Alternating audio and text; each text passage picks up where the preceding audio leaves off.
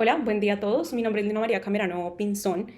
Soy estudiante de lenguas modernas de primer semestre y les voy a explicar y desglosar un poco el problema que elegí para la entrega final. Bueno, les presento a Andrés. Andrés es un arquitecto y gestor de proyectos que dirige una empresa especializada en diseño acústico para interiores.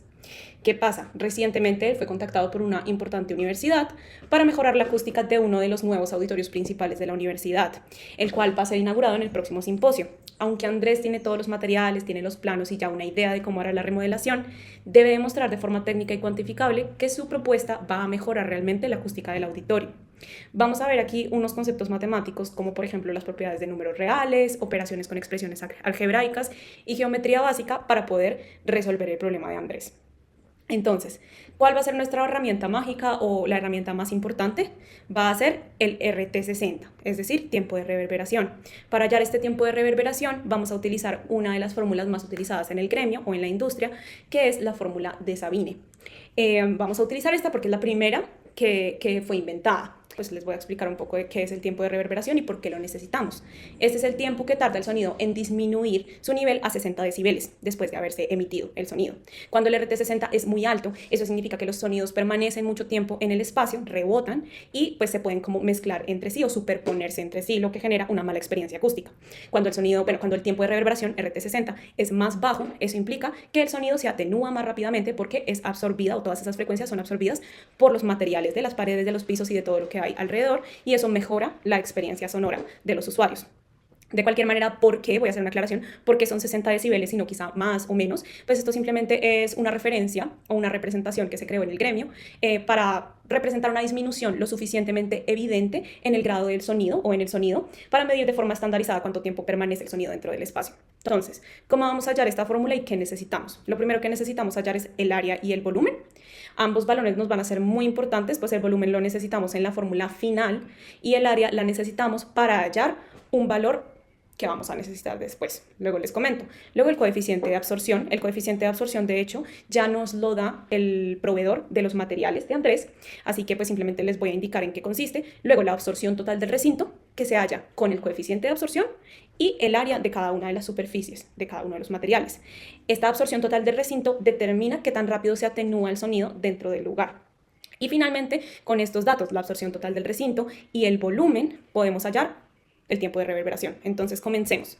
Empecemos con el área y el volumen. ¿Qué datos tenemos? ¿Qué datos nos dio Andrés? Sabemos que los materiales iniciales para las puertas, para los techos y las paredes y el piso son hormigón sin pintar porque el auditorio está en obra gris, pero las ventanas y las puertas de madera van a conservarse en el mismo material antes y después de la remodelación. También sabemos que, bueno, así quedaría un poco el auditorio con la propuesta de Andrés, y también sabemos que el auditorio cuenta de 4 lados, es como un rectángulo, el largo total es de 30 metros, el ancho total de 20 metros, cada ventana tiene 5 metros de ancho y sabemos que tiene 2.5 metros de altura, y cada puerta tiene 4.5 metros de ancho y sabemos también que tienen 2.5 metros de altura.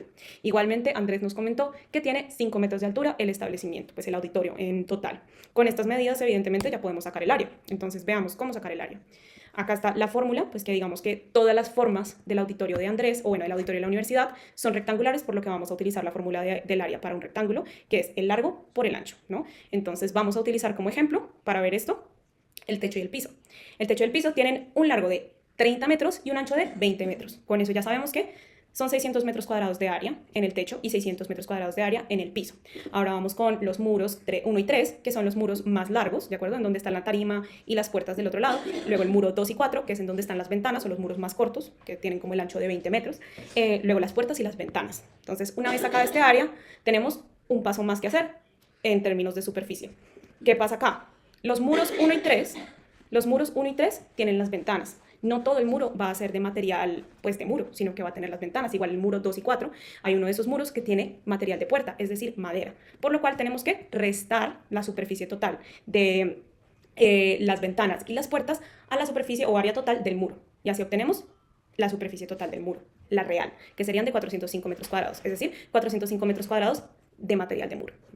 Ahora vamos con el valor del volumen. El volumen total del auditorio sería, pues, la fórmula estándar de volumen para un rectángulo, que es el largo por el ancho por la altura. Entonces, el largo ya sabemos que es de 30, el ancho de 20 y la altura 5 metros, para un total de 3.000 metros cúbicos de volumen. Ya tenemos nuestros datos iniciales. Ahora vamos realmente con los cálculos para poder sacar el tiempo de reverberación. Veamos los materiales de la remodelación. Sabemos que los materiales originales, como ya sabemos, son materiales de obra gris, y para la remodelación Andrés va a utilizar los siguientes materiales. El material que utilizará Andrés para el piso es alfombra genérica de 6 milímetros. Como podemos ver, para todos los materiales ya tenemos el coeficiente de absorción por octavas. Este es un dato que nos debe dar el proveedor de cada uno de los materiales. ¿Por qué es importante el coeficiente de absorción por octavas? ¿Qué es? ¿Para qué lo necesitamos? Este, como podemos ver, es un valor entre 0 y 1, que indica qué proporción de la energía será absorbida por el material. El valor de 0 significa que no absorbe absolutamente nada, y el valor de 1, como ya podemos ver, es un límite, ¿no? Y el valor de 1 implica que absorbe el 100% del sonido en condiciones ideales. Como podemos ver, pues ya nos lo da el proveedor, porque ellos hacen el cálculo del material en una superficie de 1 por 1, ¿de acuerdo? Entonces, esa sería la alfombra del piso. El panel acústico CI32 sería para los techos, que es una superficie total de 600 metros cuadrados. Para las paredes, el panel acústico RP32, el vidrio y la madera sólida, que son materiales que ya están en la obra gris y que no se pueden cambiar. ¿Por qué vamos a utilizar octavas? Que acá vemos que son estas frecuencias: 125 Hz, 250 Hz, 500 Hz, y así. Estos son los sonidos más comunes percibidos por el oído humano cuando nosotros hablamos, y al hablar y al cantar. Según la regla ISO estándar, se crearon estas bandas para lugares como auditorios, que es lo que vamos a hacer, auditorios, salas de concierto, etcétera, etcétera, en donde lo más importante es la voz humana, que normalmente se mueve entre los 500 y los 1000 Hz. Entonces, por eso tenemos como esos valores. Ahora, ya que tenemos todos estos coeficientes de absorción, podemos calcular la absorción total del recinto. Entonces, ¿qué vamos a hacer para calcular la absorción total? Es muy sencillo, simplemente coger cada uno de estos valores de coeficiente de absorción por banda de octava y multiplicarlo en el área de cada una de las superficies. Entonces, vamos a, por ejemplo, para las puertas en madera, cogemos el área total de las puertas en madera y las multiplicamos por cada uno de estos valores. Entonces, ¿qué quiere decir? Que cada uno de estos valores va a tener una absorción equivalente, que es como lo que nos sale acá. Y luego sumamos todas estas absorciones equivalentes también de cada una de las frecuencias, o sea, esto lo vamos a hacer para cada una de las frecuencias, y esto nos dará la absorción total del recinto en diferentes momentos o en diferentes frecuencias sonoras. Entonces, vamos a ver pues un ejemplo. Vamos a ver el ejemplo del hormigón sin pintar en el piso. Entonces, vemos que A125, digamos, es como la representación de la absorción equivalente en 125 Hz, y normalmente se calcula en sabines, que es la unidad de medida. La S es el área de la superficie, o sea, el área del piso, 600 metros cuadrados, y coeficiente de absorción de esta frecuencia. Entonces, el dato que nos dieron los proveedores. Vamos a hacer esto para todas las demás frecuencias, no solo 125, sino 250, 500, 1000, 2000, 4000, y nos va a dar nuestra absorción equivalente de cada uno de los materiales, en este caso el material del hormigón sin pintar para el piso. ¿De acuerdo?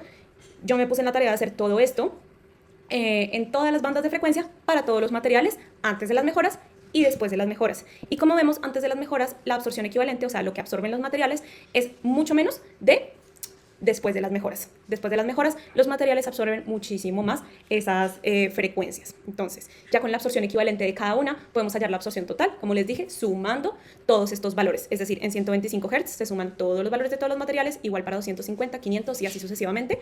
Y vamos a comparar los resultados del antes de la remodelación con después de la remodelación.